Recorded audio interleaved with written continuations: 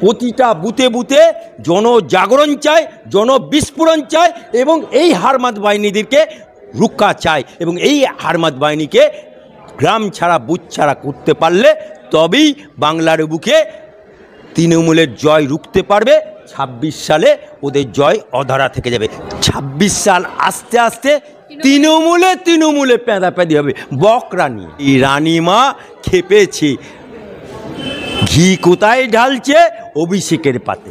বাপমা নাম রেখেছে কুণাল ঘোষ আর জনগণ নাম রেখেছে ৩.৫ বছরের জেল খাটা আসামি ছিনাল ঘোষ। চুলোর মুখ দিয়ে কি বেরোয়? ছাই বেরোয়। চুলোর মুখ দিয়ে ফুল সন্দেশ বেরোয় না। এ দুটোই হচ্ছে চুলো, তাই একটা কয়লার ছাই বেরোচ্ছে আর একটা কাঠের ছাই বেরোচ্ছে। এমন পাহারাদার যে উনার নীলসাদা হসপিটালে একজন ডাক্তার সে চাকরি করতে গিয়ে ডাক্তারি করতে গিয়ে রাতের বেলায় ধর্ষণ হয়ে গেল, খুন হয়ে গেল, আবার সেই প্রমাণ লোপাট করতে গেল। এমন পাহারাদার, আহা, সেই বিড়ালকে মাছ বাঁচতে দেওয়ার মতো। উন্নয়ন যদি রাস্তায় দাঁড়িয়ে থাকবে তাহলে তোমাকে ভোট লুট করতে হলো কেন? তোমার কল্যাণ ব্যানার্জি, মদন মিত্র, আমরা সিনেমায় দেখি ঢিসুম ঢাসুমের ধর্মেন্দ্র, এ তো কোন কল্যাণ ব্যানার্জি আর মদন মিত্র মুখে ঢিসুম ঢাসুম চলছে। আবার ওদিকে ফিরাদ হাকিম, সেও ঢিসুম ঢাসুম চালাচ্ছে মুখে। একেবারে দেখা গেল যে উপনির্বাচনে একদম শাসক দলের জয় জয়কার, একেবারে সবুজ ঝড় আমরা দেখতে পেলাম। নানা রকম দুর্নীতি, নানা রকম যে আমরা দেখলাম আর্জিকর ঘটনা, তা কোনো রকম প্রভাব ফেলতে পারলো না। এবার উপনির্বাচনে ৬টা কেন্দ্রেই একেবারে জয়ী শাসক দল। আমার সঙ্গে এই মুহূর্তে রয়েছে বিশিষ্ট আইনজীবী আলী আফজাল।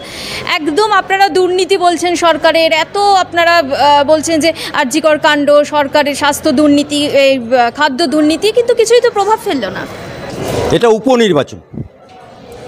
উপনির্বাচনে সাধারণত শাসক দলই জেতে।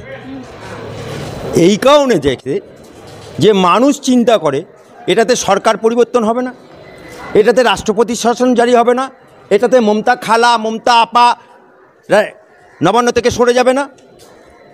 তাই বরাবরই পশ্চিমবাংলার কালচার হচ্ছে উপনির্বাচনে বামফ্রন্টের আমল থেকে আমরা দেখে আসছি শাসক দলই জেতে।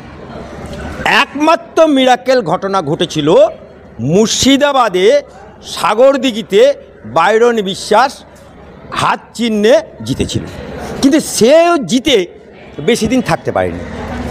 3 মাসের মধ্যেই তাকে কংগ্রেস ছেড়ে তৃণমূলে যোগদান করতে বাধ্য হয়েছিল। এবং সে যখন যোগদান করে মিডিয়ার সামনে সে বলেছিল, আমি কোনো টাকা পয়সার বিনিময়ে যোগদান করছি না, আমি জনগণের লক্ষ্মীর ভাণ্ডার থেকে আরম্ভ করে রাস্তাঘাটের উন্নয়ন সমস্ত সরকার বন্ধ করে দিয়েছে, তাই জনগণের স্বার্থে আমি তৃণমূলে যোগদান করলাম। এটা আমি বলছি না, বাইরন বিশ্বাস বলছে।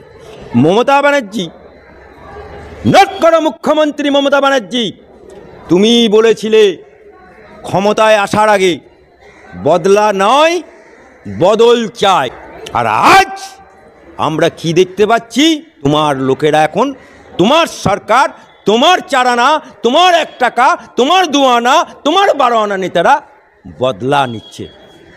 তাই আজকে অভয়াকাণ্ড থেকে আরম্ভ করে যতগুলো কাণ্ড হয়েছে, ওরা যদি উন্নয়নের ধারাবাহিকতা বলে ভোট চাইতো তাহলে ওদের লোকেদের আজকে বুঝজাম করতে হতো না উপনির্বাচনে, আজকে বাইক বাহিনী নামাতে হতো না, আজকে ভোট লুটেরাদের নামাতে হতো না, আজকে সন্ত্রাস করতে হতো না। আজকে হারোয়া কেন্দ্রে 1000 ভোটার 800 ভোট পড়েনি, 200 ভোট পড়েছে। 800 ভোটারের বাড়িতে গিয়ে যারা যারা ওর বিরোধী পক্ষ দিতে পারে তাদের বাড়িতে গিয়ে বলে এসছে ভোট দিতে যাবে না। এই যে চমকানি, এই যে ধমকানি, হোয়াই আজকে যদি উন্নয়ন, ওদের নেতা বলে উন্নয়ন রাস্তায় দাঁড়িয়ে থাকবে, উন্নয়ন যদি রাস্তায় দাঁড়িয়ে থাকবে তাহলে তোমাকে ভোট লুট করতে হলো কেন? শুধুমাত্র ওদের সন্ত্রাস চমকানি ধমকানিতে বললে হবে না। বিরোধী পক্ষ কংগ্রেস, সিপিএম, বিজেপি, এরা বুথ ভিত্তিক ওদের ভোট লুটারাদের প্রতিরোধ করার ক্ষমতা বিরোধীদের নেই। সেই কারণে ময়দান ফাঁকা, তাই ওরা ভোট লুটে নিচ্ছে। আজকে আপনি বলুন, বিজেপির একটা কেন্দ্র ছিল মাদারিহাট, সেটাও হাতছাড়া হলো। এটার জন্য দায়ী কেন্দ্র এবং রাজ্য বিজেপি। কারণ 21 সালে ভোট দিয়েছিল মাদারিহাটে সরকার পরিবর্তনের, বিজেপিকে জিতিয়েছিল। কী এমন দরকার হলো যে রানিং এমএলএকে এমপিতে দাঁড় করিয়ে দিয়ে আজকে সেই কেন্দ্রটা হাতছাড়া হয়ে গেল, নিজের গড় রাখতে পারলো না। আজকে বিজেপি তৃণমূলের কাছে পরাস্ত হয়ে গেল। আজকে এই জায়গাতে বাংলায় জনজাগরণ চাই, স্বতঃস্ফূর্তভাবে বিস্ফোরণ চাই। তৃণমূলের তো এখন কালচার হয়ে গেছে, যে যতদিন জেল খেটে আসবে সে প্রমোশন পাবে, যে যত চুরি করতে পারবে সে তত প্রমোশন পাবে, যে যত ভোট লুট করতে পারবে সে তত প্রমোশন পাবে। আজকে আপনি বলুন, এই কুণাল ঘোষ জেনারেল সেক্রেটারি হয়ে গেল তৃণমূলের, অনুব্রত মণ্ডল 2 বছর জেল খেটে এলো, যে নাকি বলতো চরম চরম গুড় বাতাসা 5 উনের বাড়ি, সেও তৃণমূলের স্থান পেয়ে গেল। আজকে বাংলার বুকে এই তৃণমূল ঘুটে কুউনির ব্যাটারা মক্কা দেখে ফেলেছে। আজও দেখা গেল যে এক 5 বছরের শিশুকে ধর্ষণ করে খুন করে দেওয়া হলেও মানে বাচ্চারাও ছাড় পাচ্ছে না, এদিকে তার ভোট মানে ভোটে কিন্তু ভোট দখলের ক্ষেত্রে তার এফেক্ট কিছু পাওয়া যাচ্ছে না। কি বলবেন? দেখুন, বাংলার বুকে ধর্ষণ বেড়ে যাচ্ছে। অভয়াকাণ্ড যেদিন থেকে এই মমতা ব্যানার্জির সরকার, এই মমতার পুলিশ, এই মমতার হুলিগান যেদিনকে ধর্ষককে বাঁচানোর জন্য বাংলার বুকে বলে ফাঁসি চাই ফাঁসি চাই, আর দিল্লিতে একটা না, দুটো না, 3টে না, 24টা উকিল 7 লক্ষ করে ফি তাদেরকে খাড়া করে দাঁড় করায়। কিসের জন্য? ধর্ষকদেরকে বাঁচানোর জন্য। তাহলে ধর্ষকরা যদি বুঝে ফেলে যে ধর্ষকদের বাঁচানোর জন্য সরকার পেছনে আছে, মমতা বাবু আছে, মমতা খালা আছে, মমতা আপা আছে, মমতার পুলিশ আছে, তাহলে তো ধর্ষকদের বুকের পাটা বেড়ে যাবে।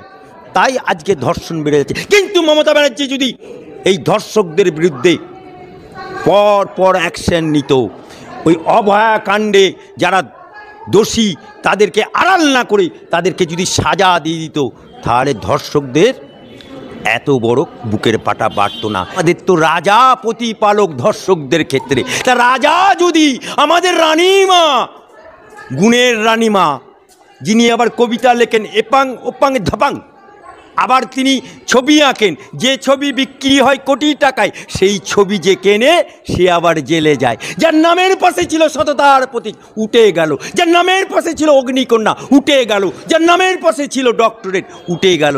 সেই রানীমা খেপেছে, ঘি কোথায় ঢালছে? অভিষেকের পাতে। কুণাল ঘোষ তিনি বলছেন কলাই ডাল গোল গোল দাঁতে ভাঙে না, সিপিএম 0 থেকে 1-এ ওঠে না। কি বলবেন? তার সঙ্গে দেবাংশু ভট্টাচার্য বলছে বিজেপি আর সিপিএম মিলে 150 গ্রাম ভোট পেয়েছে, মানে এত নক্ষার জন্য একটা মানসিকতা, এটা কি বলবেন? চুলোর মুখ দিয়ে কি বেরোয়? ছাই বেরোয়।